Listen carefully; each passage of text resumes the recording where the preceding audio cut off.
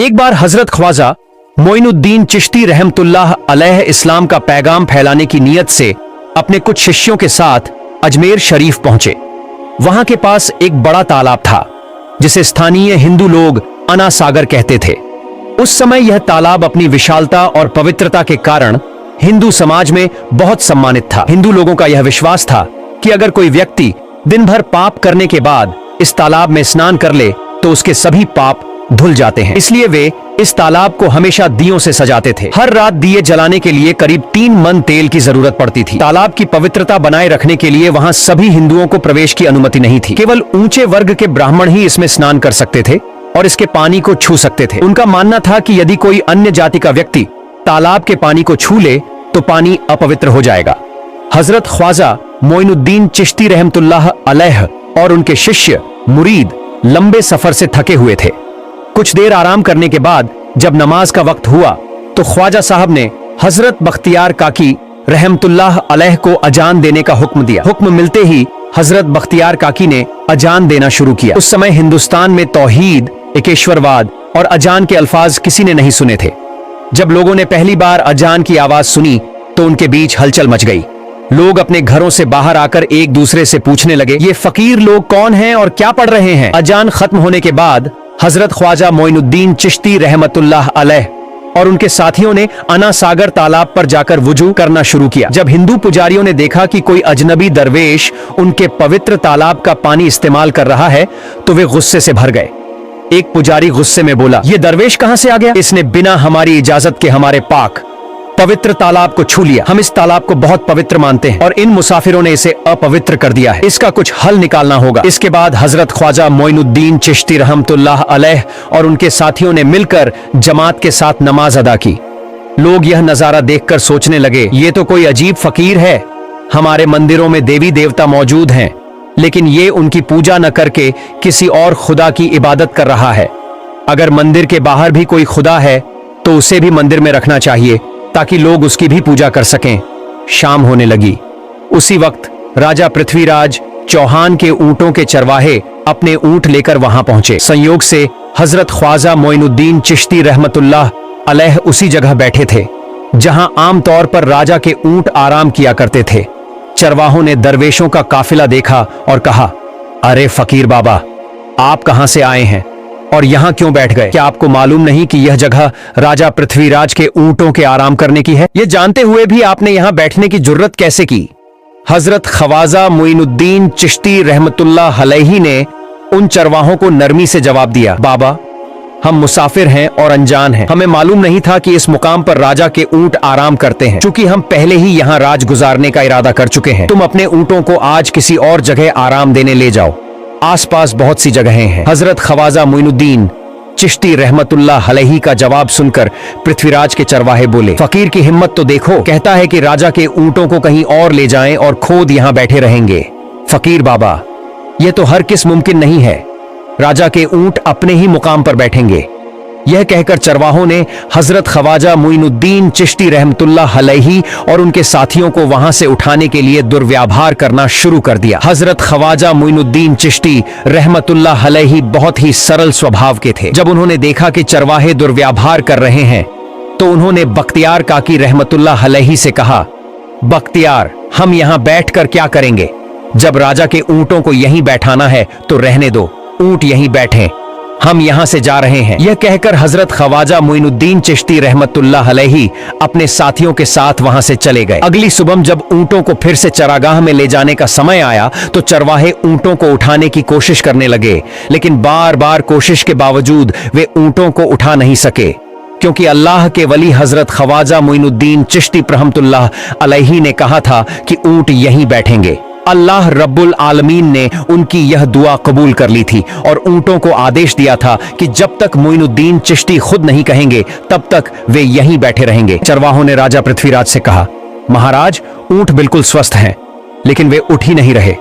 हमने बहुत कोशिश की पर कोई फायदा नहीं हुआ। राजा ने आश्चर्य से पूछा, आखिर ऐसा क्यों हो रहा है? तब चरवाहों ने बताया, महाराज, कल रात कुछ फकीर इस जगह आकर रुके थे। हमने उन्हें बताया कि यह जगह आपके ऊंटों के आराम करने की है और उनसे वहां से जाने के लिए कहा, लेकिन उस फकीर बाबा ने बहुत ही शांत भाव से कहा, कि हम मुसाफिर हैं। हमें नहीं पता था कि यह राजा के ऊंटों का स्थान है। चूंकि हमने यहीं रात गुजारने का फैसला कर लिया है, इसलिए तुम अपने ऊंटों को कहीं और ले जाओ। लेकिन महाराज, हमने उनकी बात नहीं मानी और उन्हें वहां से जाने के लिए मजबूर किया। जब हमने उनके साथ दुर्व्यवहार किया तो वह फकीर बाबा बोले, अगर ऊंटों को यहीं बैठाना है तो रहने दो, हम चले जाते हैं। और फिर वे अपने साथियों के साथ वहां से चले गए।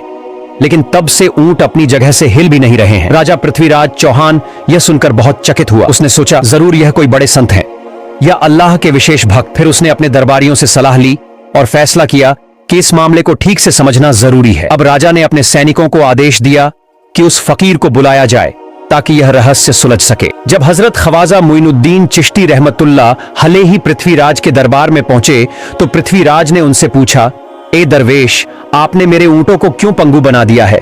मेरे ऊंट भूखे मर रहे हैं, कृपया अपना जादू करते हैं। तुम्हारे ऊंटों को मैंने नहीं, बल्कि इस संसार के पालनहार महान अल्लाह रब्बुल आलमीन ने बैठाया है। उनकी आज्ञा से ऊंट बैठे हैं और उनकी आज्ञा से ही उठेंगे। लेकिन मैं उस सर्वशक्तिमान से प्रार्थना कर सकता हूं कि वह तुम्हारे ऊंटों को उठने की अनुमति दे। इसके बाद हजरत ख्वाजा मोइनुद्दीन चिश्ती रहमतुल्लाह अलैहि ने अल्लाह से दुआ की, हे अल्लाह, इन ऊंटों को उनकी जगह से उठने की तौफीक दे। हजरत ख्वाजा मोइनुद्दीन चिश्ती रहमतुल्लाह अलैहि की दुआ करते ही चरवाहों ने देखा कि ऊंट अपनी जगह से उठकर चरागाह की ओर बढ़ने लगे। यह दृश्य देखकर चरवाहे चकित रह गए और हजरत ख्वाजा मोइनुद्दीन चिश्ती रहमतुल्लाह अलैहि की करामत की खबर पूरे अजमेर में फैल गई। जैसे जैसे हिंदुओं के बीच हजरत ख्वाजा मोइनुद्दीन चिश्ती रहमतुल्लाह अलैहि की करामत की बातें फैलने लगी और इस्लाम की महानता उनके सामने प्रकट होने लगी, मंदिर के पुजारी भयभीत हो गए। वे सोचने लगे, अगर यही चलता रहा तो सभी हिंदू मुसलमान बन जाएंगे। तब वे पृथ्वीराज के पास पहुंचे और निवेदन किया, महाराज, ये दरवेश हमारे राज्य में अशांति फैला रहे हैं। यदि आपने अभी इनका कोई उचित समाधान नहीं निकाला तो ये दरवेश सभी हिंदुओं को मुसलमान बना देंगे और तब हमारे देवताओं की पूजा करने वाला कोई नहीं बचेगा। सबसे आपत्तिजनक बात यह है कि ये दरवेश हर दिन 5 बार हमारे पवित्र तालाब में हाथ लगाकर उसे अपवित्र कर रहे हैं। पुरोहितों की बात सुनकर पृथ्वीराज ने हजरत ख्वाजा मोइनुद्दीन चिश्ती रहमतुल्लाह अलैहि को बुलाया। जब हजरत ख्वाजा मोइनुद्दीन चिश्ती रहमतुल्लाह अलैहि उनके दरबार में पहुंचे तो पृथ्वीराज ने कहा, ए दरवेश, हम देख रहे हैं कि आपको माता का मांस खाते हैं और हमारे देवताओं का अपमान करते हैं। हमारे धर्म के बारे में तरह तरह की उल्टी सीधी बातें कर रहे हैं। हम यह सहन नहीं कर सकते। हम यह भी देख रहे हैं कि आप हमारे पवित्र तालाब को अपने अपवित्र हाथों से खराब कर रहे हैं। आप तुरंत हमारे देश से चले जाएं। हजरत ख्वाजा मोइनुद्दीन चिश्ती रहमतुल्लाह अलैहि ने कहा, बाबा, हम लोग तो केवल वुजू करते हैं, नहाते नहीं। अगर पूरी देह के स्पर्श से आपके तालाब का पानी खराब नहीं होता है तो केवल हमारे हाथ और चेहरे के पानी से तालाब अपवित्र कैसे हो सकता है? यह सुनकर पृथ्वीराज ने कहा, वे सभी लोग हमारे धर्म के हैं, जबकि तुम लोग कहीं, तुम हमारे धर्म के नहीं हो, इसलिए तुम्हारे हाथ लगाने से हमारा तालाब अपवित्र हो जाता है। तब हजरत ख्वाजा मोइनुद्दीन चिश्ती रहमतुल्लाह अलैहि ने कहा, अच्छा बाबा, हम अब आपके तालाब के पानी को हाथ नहीं लगाएंगे, लेकिन हमें पानी की जरूरत है, तो हम चाहते हैं कि केवल एक बर्तन में पानी ले लें। पृथ्वीराज ने कहा, ठीक है, तुम पानी ले सकते हो, लेकिन तुम्हारा बर्तन तालाब में लगे, तुम्हारे हाथ नहीं। अगर तुम्हारे हाथ स्पर्श करें तो हम इसके खिलाफ सख्त कार्रवाई करेंगे। राजा के साथ सहमति के बाद हजरत ख्वाजा मोइनुद्दीन चिश्ती रहमतुल्लाह अलैहि ने अपने मुख्य खलीफा बख्तियार काकी रहमतुल्लाह हजरत ख्वाजा मोइनुद्दीन चिश्ती रहमतुल्लाह अलैहि के आदेश का पालन करते हुए आना सागर से पानी लेने गए। उन्होंने बर्तन को तालाब में डुबोया और उनका हाथ पानी को नहीं छूसका, क्योंकि चमत्कारवश पूरा तालाब एक छोटे बर्तन में समा गया। आना सागर पूरी तरह से सूख गया और उसकी तली में केवल सूखी रेत दिखाई देने लगी। जब पुरोहितों ने देखा कि उनके पवित्र तालाब में एक भी बूंद पानी नहीं बची है और वह मरुस्थल की तरह सूख गया है, तो वे घबराते हुए राजा पृथ्वीराज के पास गए और बोले, महाराज, यह तो भारी संकट हो गया है। पृथ्वीराज ने पूछा, क्या हुआ? पुरोहितों ने कहा, उस दरवेश ने हमारे पूरे तालाब का पानी ले लिया है। अब हमारे पवित्र तालाब में एक बूंद भी पानी नहीं है। अगर इस तालाब में पानी नहीं होगा तो हम अपने पापों का प्रायश्चित कैसे करेंगे?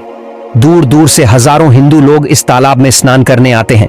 अगर पानी नहीं रहेगा तो तो वे यहाँ आना बंद कर देंगे, जिससे हमारा बड़ा नुकसान होगा और अजमेर की मान मर्यादा मिट्टी में मिल जाएगी। पृथ्वीराज गहरे विचार में पड़ गए। वे हजरत ख्वाजा मोइनुद्दीन चिश्ती रहमतुल्लाह अलैहि के खिलाफ कोई कठोर कदम उठाने से झिझक रहे थे, क्योंकि उन्हें आशंका थी कि अगर उन्होंने दरवेश के खिलाफ सैनिक भेजे और दरवेश ने सैनिकों पर भी जादू कर दिया तो उनकी परेशानी और बढ़ जाएगी। इसलिए उन्होंने कहा, तुम लोग जाओ और उस दरवेश को मेरे पास बुलाकर लाओ। मैं देखता हूं कि वह क्या चाहता है। अगर उसकी मांग उचित होगी तो हम उसे मान लेंगे, और यदि उचित नहीं हुई तो हम माफी मांगकर अपना तालाब का पानी वापस ले लेंगे। जब हजरत ख्वाजा मोइनुद्दीन चिश्ती रहमतुल्लाह अलैहि पृथ्वीराज के दरबार में पहुंचे तो पृथ्वीराज ने कहा, ए बाबा, आपने हमारे तालाब का सारा पानी ले लिया है, हम अपने पापों का प्रायश्चित कैसे करेंगे? पूरे दिन के पाप हम इस तालाब में स्नान करके धोते हैं, अगर तालाब में पानी नहीं होगा तो हम अपने पाप कैसे धोएंगे? हजरत ख्वाजा मोइनुद्दीन चिश्ती रहमतुल्लाह अलैहि ने उत्तर दिया, देखो बाबा, तुम्हारे पास आना सागर है, पर दुंजाजत के बिना एक पत्ता भी नहीं हिलता, इसलिए मैं तुम्हें इस भ्रम को छोड़कर सही राह पर आने की दावत देता हूँ। वहां मौजूद हजारों हिंदू हजरत ख्वाजा मोइनुद्दीन चिश्ती रहमतुल्लाह अलैहि की बातें मंत्रमुग्ध होकर सुन रहे थे। इसके बाद उन्होंने कहा, जाओ बख्तियार, जिस बर्तन में तुमने तालाब का पानी लिया था उसे वापस तालाब में डालाओ। बख्तियार काकी रहमतुल्लाह अलैहि हजरत ख्वाजा मोइनुद्दीन चिश्ती रहमतुल्लाह अलैहि के हुक्म से आना सागर में बर्तन का पानी डालने गए। जैसे ही बर्तन का पानी तालाब में डाला आना, सागर फिर से पानी से लबालब भर गया। इस चमत्कार को देखकर वहां मौजूद कई हिंदुओं ने कलमा पढ़कर इस्लाम कबूल कर लिया। यह देखकर हिंदू पुरोहितों और पंडितों की चिंता बढ़ गई। वे पृथ्वीराज के पास गए और बोले, महाराज, यदि अब कोई उपाय नहीं किया गया तो सारे हिंदू मुसलमान हो जाएंगे। पृथ्वीराज ने कहा, मुझे सलाह दो, इस दरवेश का मुकाबला कैसे किया जा सकता है?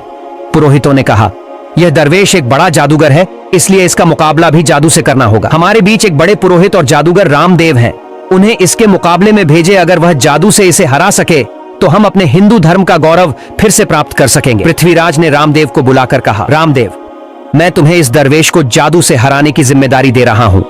अगर तुम उसे हरा सके तो हम अपने धर्म का गौरव फिर से पा सकेंगे। रामदेव ने पृथ्वीराज को आश्वस्त करते हुए कहा, महाराज, आप चिंता न करें, इस दरवेश को हराना मेरे लिए बहुत आसान है। मैं आपके समक्ष हमारे धर्म का गौरव वापस लाकर रहूंगा। इसके बाद रामदेव अपने साथियों के साथ हजरत ख्वाजा मोइनुद्दीन चिश्ती रहमतुल्लाह अलैहि के सामने मुकाबले के लिए पहुंचा। उसने कहा, मोइनुद्दीन, अगर तुम में ताकत है तो मुझसे जादू का मुकाबला करो। मैंने तुम जैसे बहुत से जादूगरों को हराया है, तुम्हें हराना तो मेरे लिए साधारण बात है। हजरत ख्वाजा मोइनुद्दीन चिश्ती रहमतुल्लाह अलैहि ने उसकी बातों का कोई जवाब नहीं दिया। रामदेव ने हजरत ख्वाजा मोइनुद्दीन चिश्ती को चुप देखकर गाली गलौज करना शुरू कर दिया। जब रामदेव ने अपनी हद पार कर दी तो हजरत ख्वाजा मोइनुद्दीन ने उसकी आंखों में देखते हुए कहा, रामदेव, तू चिल्ला रहा है, लेकिन मैं तेरे माथे पर ईमान की रोशनी देख रहा हूं। यह सुनते ही रामदेव कांपने लगा। उसी समय अल्लाह ने उसके दिल में ईमान की रोशनी डाल दी। रामदेव हजरत ख्वाजा मोइनुद्दीन चिश्ती के चरणों में गिर पड़ा और बोला, हे अल्लाह के वली, मैंने आपके साथ बहुत बुरा व्यवहार किया है, मुझे माफ करें और मुझे इस्लाम की राह दिखाएं। हजरत ख्वाजा मोइनुद्दीन चिश्ती ने